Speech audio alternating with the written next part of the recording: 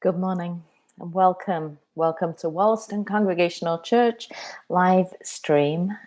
Here is our service for this morning on Sunday, May 24th. I invite you, if you would like, to read the scripture ahead of time, which is Luke chapter 24, verses 44 through 53. This tells Luke's story of the Ascension, and you can also read a slightly different version of the Ascension in the first chapter of the book of Acts, if you would like to look at that too. This sermon is entitled Wait. Some time ago, you decided to follow this teacher. He was saying wonderful things. He was doing wonderful things. In his presence, the hungry are fed, the sick are healed, the downtrodden are lifted up.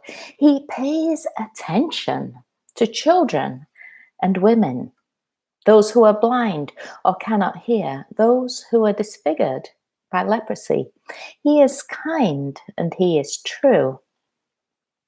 When you are near him, you feel more complete, more whole, more at home in that deep down longing kind of way than you have ever felt before. When you are near him, you know that you can be your truest self. You can live into your truest life. You too can be kind. You can also feed the hungry and heal the sick. You are no longer afraid to be around the dispossessed and the disfigured. He empowers you to turn toward instead of turning away. You can do all these things when you are near him. You have been following this teacher through villages and along the rough tracks in between. You have become a part of the community who follow him. You have made camp together, broken bread together, talked late into the night together. These people became your family. You knew it was too good to last, and of course it didn't. Things got weird, frightening. He took the road toward the holy city on that Passover festival, and you all followed, descending the route into Jerusalem. You were confused when he stopped to weep. What happened next? The memory is a blur. Things happened so fast. He was taken by the authorities and crucified, cruelly executed, dead. You knew he was a once in a lifetime, maybe even once in the history of the universe kind of person. It seemed impossible that his life could be snuffed out like that. And, well, get this, it's true. He came back. How? Why?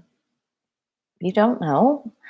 But he was really back, blessing you all with peace, eating a piece of fish. Really back. He was with you all for a while.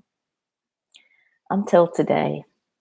Yes, it's become clear. His time back with you was all just a blip, a brief moment of reassurance. He takes you out to a hill, not just any hill, of course. Everything he does, everything he says has a purpose. It's the hill where that Passover week began, when you all paraded down into the humming, buzzing city. Oh, that seems so long ago now, but it's just a few weeks. It was a different time, a more innocent time, the time before he gave you the supper ritual that will become so important to your community, a freer time when you ate and drank together, embraced and laughed together without a thought. Just over these past weeks, you have begun to feel so much older, less innocent, less ignorant. The curtain has been pulled back. The truth of the world and its brokenness has been revealed. You carry yourself with more gravity. Smiles come less easily. Tears catch you unawares. This is going to be a moment, you know it.